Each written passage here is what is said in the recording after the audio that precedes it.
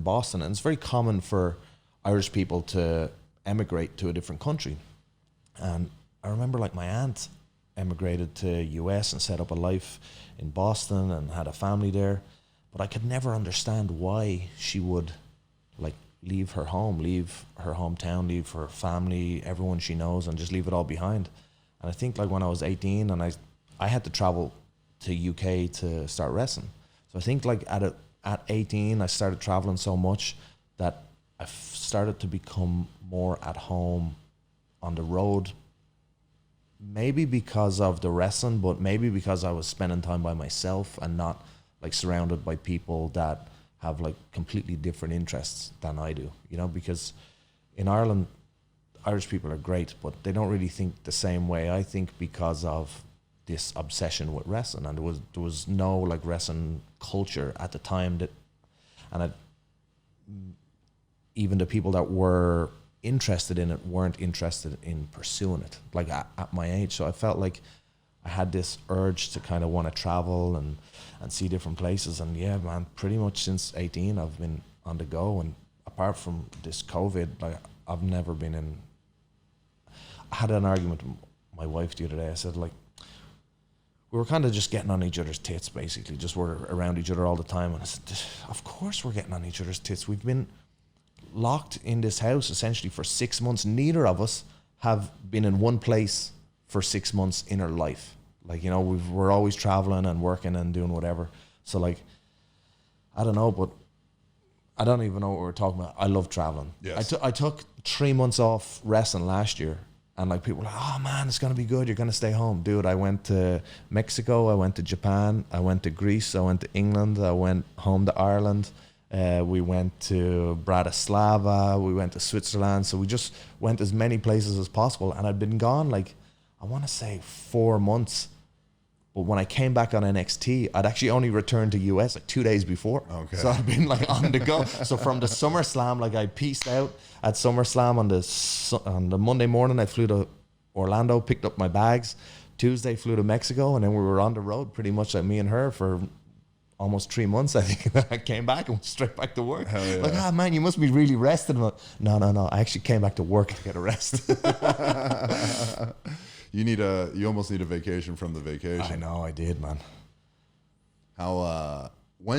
What time, so you said you had to travel to the UK from Ireland to start wrestling. Yeah. At what age was that?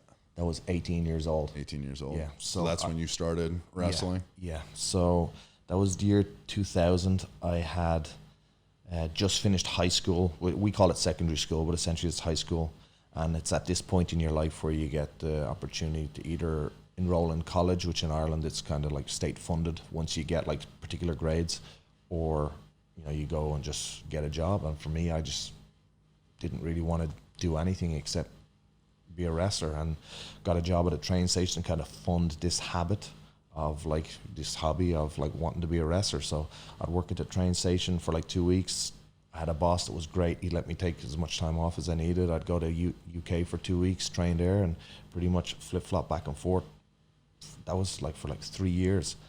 After 3 years had passed, I'm about 21, and my coach in England, who's like runs the gym or whatever, he says, you know, you're not the finished product at all, but you know enough that like you can coach guys up on the basics.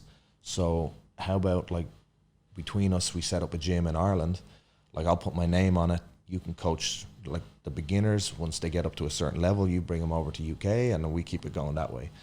So that was kind of like the idea. And so I'm like 21. All of a sudden, I've got this wrestling school in Ireland. I really don't know what I'm doing at all. Like I still don't. I feel, but like I'm 21. Me and my buddy have got this school, and I feel like that helped me grow more, because even though like I was being taught stuff in England, having the gym there in Ireland and being able to like use it like 4 or 5 days a week, I felt like the amount of time I was spending in the ring like multiplied infinitely. And it's kind of weird, because a coach can be very restricting, and you're kind of like nervous to be around him and nervous to try new things. And when all of a sudden I own this ring, this is mine, I can do whatever I want, you start like trying new things and there's no one kind of critiquing you, so you're not afraid to like fuck up or make a mistake or like, oh, he won't like this, so I won't do this. So it really helped me kind of grow, like, and kind of develop my own style and not really care what anyone else's opinion was, and kind of just, you know, paint my own shit whatever way I wanted it. So that was like a huge growing process for me. Even though I was supposed to be the coach, I actually like really like developed so much, not only from like coaching and like being in there a lot, but having this kind of like free canvas to kind of like do whatever you want, you know? Yeah, well, it's what do they say? When you teach, like, you learn twice, right? And there's like, because when you teach somebody, I've learned this through, because when I got done playing football and before I started wrestling, there was like a little bit of a time period in between, and I thought I was going to get into coaching football. And I would do like camps with guys, and I would like teach these techniques, and sometimes it would be shit that I thought I had ingrained in me, right? Because I've been doing it at that point for like 10, 12 years or whatever. Yep. But then when I'm having to verbalize it to people, it's like, oh, wait, do I know this? Like, do I really know this as well as I thought I knew it? And then it forces me to be able to articulate it. Like, I've got to be able to configure the thoughts in my brain appropriately for a beginner, someone who doesn't have any knowledge, to understand what I'm saying. And it forces me to relearn what I already know in a different way. Yeah, absolutely. So it's just like, I imagine that's probably what that process was. Yeah. So I'm 21. We've got this school. This kind of goes on till I'm about like 24. And at this point, I'm feeling like big fish in a small pond kind of deal. Like I know that like this is as good as I'm going to get if I stay in this environment. And, you know, I need to change something. And best thing to do would be like, I didn't know where to start, but I knew that like in Europe, there wasn't really anything at the time. So best thing to do was my aunt who's in Boston. Oh, I'll go stay with her for a little while. So I flew to Boston, started wrestling around some local indie shows, just going to every like wrestling school that I could find, start training with all those guys. Somehow I ended up on this show in Nashville. I do this show in Nashville. I come back through the curtain and there's a guy there and he says, hey, we really liked your match. We want you to come and train with us at the Inoki Dojo in California. And this is like a super elite, like world-renowned, like New Japan dojo in California. And this guy's here in like his official jumpsuit and all. And he's inviting me there. So I'm like, wow, I can't believe this is happening, man. All I had to do was like get out of that environment that I'd kind of like, you know, not imprisoned myself in, but like kind of, you don't realize how restricted you are, you know? Mm-hmm. And then once I'd just taken myself out, within like 3 months, I'm like getting this opportunity to go train with these guys that like I, you know, are like super elite, super established, like promotion in California. So of course, no problem. I'll go to California. We lived in a warehouse, basically. It was, it had a matted area, a ring. Me and Carl Anderson, he was also there at the time. We slept in sleeping bags. We ate spaghetti out of the tin and like cartoned egg whites like mixed in together. We would get sick like once a week, like vomiting and diarrhea, like just. But like it was such a cool experience, man. We're there trying, like we wake up, we train, we eat, we train again, we go to sleep, and that's the day. And we were doing that like 5 days a week. That was amazing. Eventually, long story short, there's like a visit from the office in Tokyo just to check up on the building. By sheer happenstance, I was in the ring training at the time, and the president of the company goes, oh, I like that guy. I want to give him a tryout in Tokyo. So they come to me and they say, hey, do you want to do like a 3-month tryout kind of trial in the dojo in Tokyo? And I said, yeah, of course, dude. What else am I gonna do? Because bear in mind, I'm in US on like a tourist visa, so right. Like I'm here not illegally, but like I have like a set block of time. So I went to Boston and a little bit of LA, and then I had to go home. And I stayed home for like a month, and then I had to come in on another tourist visa, and I got questioned at immigration and stuff like that. But it was all like I wasn't working, but it's pretty sketchy. What are you doing coming in and out? So I was literally just training. So eventually I was gonna have to leave anyway and go home to Ireland. But then they say, hey, do you want to go to Japan? Yeah, no shit, I'll be on the next flight. So they took me to Japan, started there, what was supposed to be like a a 3-month internship of like cleaning the ring, like watching the guys wrestle, cooking the food, cleaning the toilets, like kind of like carrying their bags, washing the wrestlers' gears. Like that kind of turned into an 8-year career in Japan, you know. So like you kind of start at the bottom. I was supposed to stay there 3 months. On the last day I was gonna fly home, they say, hey, we want you to come back, you know that, right? And I was like, no, nobody's told me, because there was such like a huge like language barrier, culture barrier. Like I was kind of property of the gym in LA, even though I was completely independent and free. So it was kind of like a weird situation, but eventually the last day I was kind of like saying goodbyes, and they were like, no, we want you to come back. Like as soon as you go to Ireland, we'll get you a visa, you fly straight back here. And that 3 months turned into 8 years. Hell yeah. That's so that I just, for anybody that is listening to this, that is like the fact that you had the way you paid like to get to where you were at, right? Eating SpaghettiOs, right? Sleeping in a sleeping bag, living in a warehouse, doing whatever it took to like get to where you're at. Because you know, there's maybe a lot of people that are listening to this or will listen to this that have dreams, right? And a lot of times I hear people always saying like, I don't have the resources to obtain such things, whatever it is, or I don't know how to do it. But you said, I didn't know how to do it. I just started doing shit. And I'm a firm believer that the universe rewards hustle. And like, sure enough, I mean, think about 2 of those major opportunities happen just at a sheer happenstance of you just working. Yeah. And someone seeing you put in work and be like, but let me give this guy an opportunity. But it's so weird because it's not work.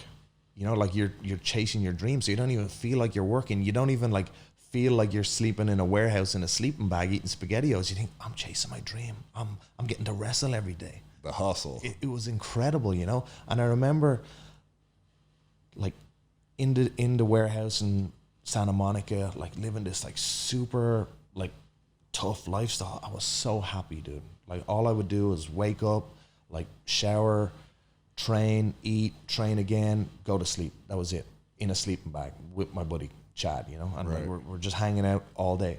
I remember they told me, hey, we want to bring you to Tokyo.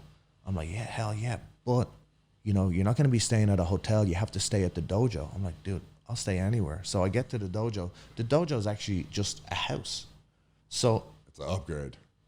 Exactly. I had a bed. So they bring me into this room. They said, there's like 4 bunk beds in this room. Like, you're going to have to stay in this room. I said, there's fucking 4 bunk beds. I got a bed. Like, I'm like working my way up the ladder, you know? So I'm like 24 going, I got a bed from wrestling, dude. Like, that's it, you know?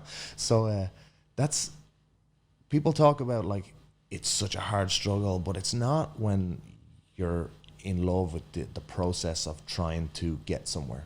And I feel like people that aren't in love with it or don't really want it, that's when it becomes hard. But I don't feel like anything I've done in my journey was difficult at all, ever. Right. And but like going back to like training, so like I get trained at like 18, and then I kind of start coaching people at like 21, but then I get taken to California, so they retrain me again in their style at like 23, 24. Then I get taken to Tokyo, and they're like, no, forget about all that. We're going to retrain you again. So at 24 to 25, 26, they're training me in their style. Then I come to US and NXT, and like I've been wrestling now at this point like 14 years and like done it everywhere. Right. And I come to NXT, and they go, hey, we want you to start in the beginner's class. I'm like, hell yeah. Like, I get to like retrain again. So like I feel like I'm like the most overtrained performer, right, like in the world, with regards like the amount of like training classes I've actually done. And I feel like that's like helped me so much in my career, like with like details. Like you talk about like a lot of times when people like start wrestling training, first thing you learn to lock up, you learn a headlock, you learn to shoot off the ropes and a tackle. But like once you kind of do that and you master that, you never really go back to practicing it or drilling it again. Right. I feel like I've drilled it like for seasons of my life, like in huge periods of time in like different styles. So I feel like that's really helped me kind of like just run through everything like super smoothly in the ring, where I don't even need to think about it because I'm so heavily like drilled in all these different, I don't know, genres of wrestling. I don't know what you want to call them, but like styles or techniques. So with regards, like a lot of people are saying, man, you're doing this a long time. What the fuck are you doing to the performance center? Like, well, how dare they disrespect you and send you to the performance center? Where I'm like, oh, hell yeah, dude. I get to go back and train and learn from like a different coach, like Robbie Brookside, Terry Taylor, all these other guys, and like learn what they've learned like throughout their years. And eventually I'll get a chance to like slip it into my matches, you know? So I feel like people need to like really embrace like education. And I didn't embrace education in school, like from like a book standpoint, simply because I wasn't interested. Right. But like I'm highly interested in wrestling. So like any education I could get, like I wanted it, you know. And anytime I had a chance to like talk to a different like performer that had, you know, wrestled in different places or came before me and paved the way, like I always wanted to like get their opinion. And even like I'm super interested in getting people's opinion that have no idea what wrestling is, and like try to explain it to them. Mm-hmm. Or like, you know, guys that come in from football like yourself and other guys, like I've always kind of been drawn by the people who've like trained really, really hard at anything.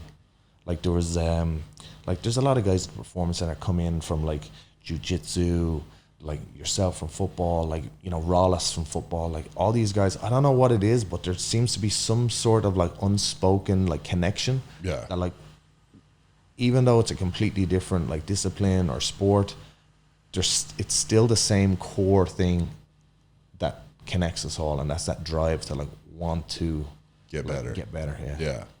No, it's like, you know, right? It's like you said, that unspoken language that like you just, especially being in the performance center, a place where so many different types of characters come in. Oh yeah. I mean, I remember when you came in and you had all this heat for like no reason. I don't know why, but like I keep hearing this Dan Matha, this, Dan Matha, that. Oh yeah, he's got an ego. And I hadn't even seen you. You know, I'd kind of like walk into PC with the blinders on and do my business and get out of there. And I remember finally seeing you and go, they got this all wrong. Like I didn't even need to like speak to you. And I remember like walking up to you on the turf in the PC gym, and like we had a little chat, and like straight away I knew like, it's not him, it's everyone else like that has the problem. And I feel like the issue is they don't want to work as hard as he wants to work. Yeah. Ready for the drop. Be ready for the drop.